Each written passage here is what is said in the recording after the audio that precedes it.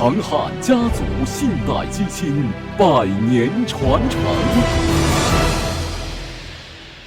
我在海外有房产，能在温哥华贷款吗？能。金鼎海外贷用海外房产贷出加币现金。大家好，今天是温哥华时间11月26日，欢迎收看本期的港闻播报，我是 Cherry。加拿大联邦就业部长卡罗尔周五宣布，联邦政府将把就业保险 EI 疾病福利从15周延长至26周。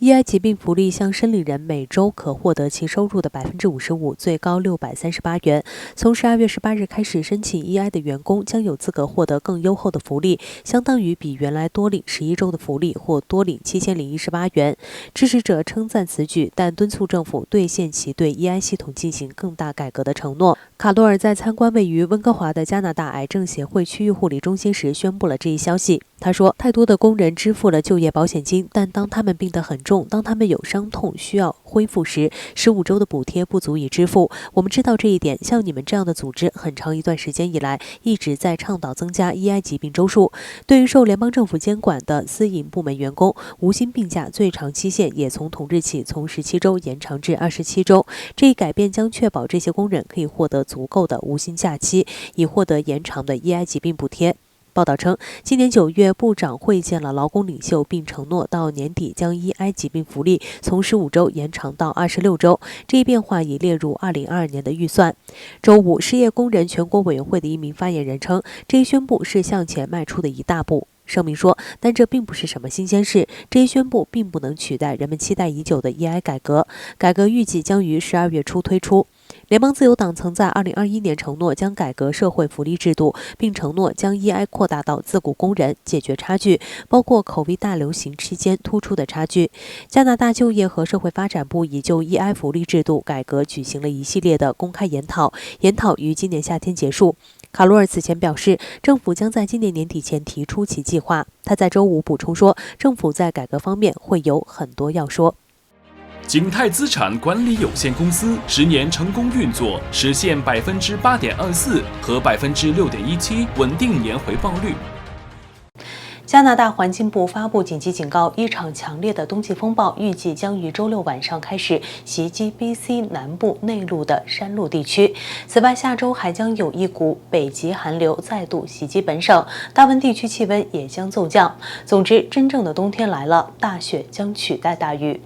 根据加拿大环境部最新的预测，一个强大的太平洋锋面云系将于周六晚些时候影响 BC 省南部内陆地区，它将带来大范围的降雪和强风天气，会在很大范围内影响民众的出行。同时，昨天内陆一些地区已经发出了降雪警告，开奎哈勒高速公路等地区的冬季风暴警告已经生效，极寒降温势不可挡。相关部门预计，此次降雪会为交通带来很大的影响，有可能导致山口通行变得非常的困难和危险。考奎哈拉高速公路预计将有20至40厘米的积雪，注意积雪最高处会达到足足40厘米，其中很多地方还会夹杂着冰冻降雨。根据目前的气象云图，预计周六晚上的雪量最大，特别是沿海的山口，有相关出行计划的司机务必注意。要知道，届时还有可能会出现每小时60公里的阵风，造成吹雪效应，道路能见度会非常低。加拿大环境部警告民众，恶劣天气下路况会非常的差，此时出行危险系数陡增，建议司机们考虑推迟非必要的旅行。下周开始，大温地区也要进入真正的冬季了，大雪将取代大雨。从周日开始，我们会看到有一股北极气流袭来，这股冷空气会持续下周1周，会出现很多降雪，降雪量超过5厘米。当然，这还是早期预测。CT News 气象学家 Michael 说，他称，下周气温会很低，白天的最高气温都不会超过冰点，且持续时间长，看起来至少会持续到下个周末。根据预测，到下周中到周末，中部和北部内陆地区的温度，白天最高温度甚至会骤降至零下20多度，北部地区的夜间气温将跌至零下30多度，加上风寒，简直让人难以承受。而即便是大温地区 ，The Weather News Network 也预测下周2和周3会有持续的降雪，周4最高气温零下4度，夜晚将达到零下8度。当然，极寒天气也绝非一无是处，两股寒流和持续降雪会让滑雪爱好者感到特别的兴奋，毕竟这个雪季才刚刚开始。但无论如何，大家要注意安全和保暖。大家平时可一定要养成检查对账单的习惯，不然稍不留神就可能损失惨重。近日，安省的一名男子就讲述了自己糟心的经历。他写的支票被成功兑现2次后，损失了超过1万加元。他说自己被逼到穷途末路，不得不跟 TD 银行抗争，以追回这笔钱。据英文媒体 City News 报道，拥有一家小型废旧设备公司的 David 表示，他曾在今年1月份的时候开出了一张8000美元的支票，用于从佛罗里达州的一家经销商处购买一些新的设备。David 表示，通常情况下他会等到季度末的时候核对账目，并确保银行方面没有出现业务问题。于是，在3月下旬，也就是第1季度末的时候，他检查了自己的银行账单，没有发现任何不对的地方，一切都是正确的，有8000美元的支票被兑换了。David 在接受采访时说，然而就在今年7月，也就是第2季度末再次检查账单的时候， David 注意到4月份时同一张8000美元的支票又一次被兑现，使他损失超过了1万加元。紧接着 David 立即打电话给 TD 银行，试图追回这笔钱，但由于已经超过了上报错误规定的30天期限，所以他被告知所有的损失都由本人承担。在 David 出示的银行对账单底部确实写着一条规定，即客户被要求在文件发布之日起的30天内，以书面形式报告错误或违规行为。如果你不这样做，账户报表最终被认为是正确的。上面写道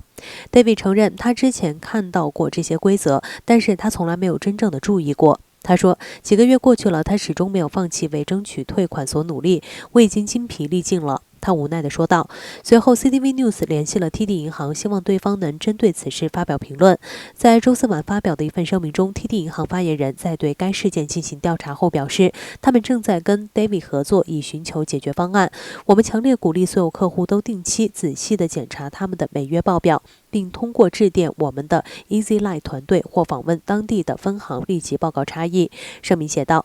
同一天 ，David 说，他突然接到了 TD 银行总部的电话，他们重新审查了我的案子，并最终决定原谅我这一次，并把错误兑换的8000美元返回我的账户。他说，虽然 David 依然不知道是谁第2次兑现了支票，但他想要将自己的经历分享出来，以帮助防止同样的事情发生在其他人的身上。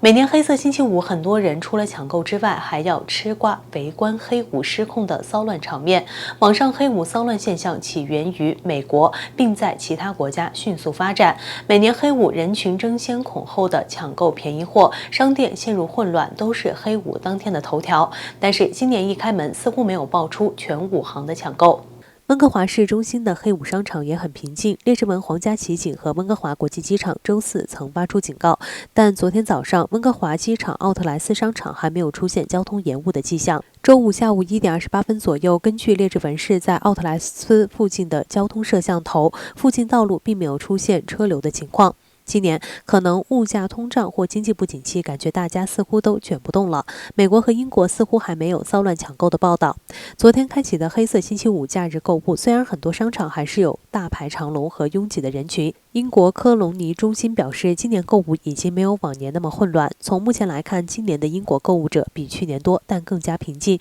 更多的人都在采用路边取货和网上购买，一些商店没有出现混乱。虽然美国零售商周五也公布了一系列新的季节性促销活动，但通货膨胀和对经济疲软的担忧已经削弱了人们的购物狂欢。黑色星期五是美国的假日购物季的非正式开始，每年感恩节都会有大量的网上促销活动，商店也会提前开门营业。但行业专家对今年的销售前景持谨慎态度，因为价格压力加剧对商品供过于求的担忧。随着能源和食品等必需品的成本上升，意味着各家各户都正在捂紧钱包，削减圣诞开支，包括黑色星期五的销售。电器零售商表示，已经注意到客户改变了购物习惯，更多的关注基本的家用产品，而不是之前电脑和等离子屏幕这些奢侈科技产品。像微波炉和空气炸锅，每天要卖出2500个这样的产品。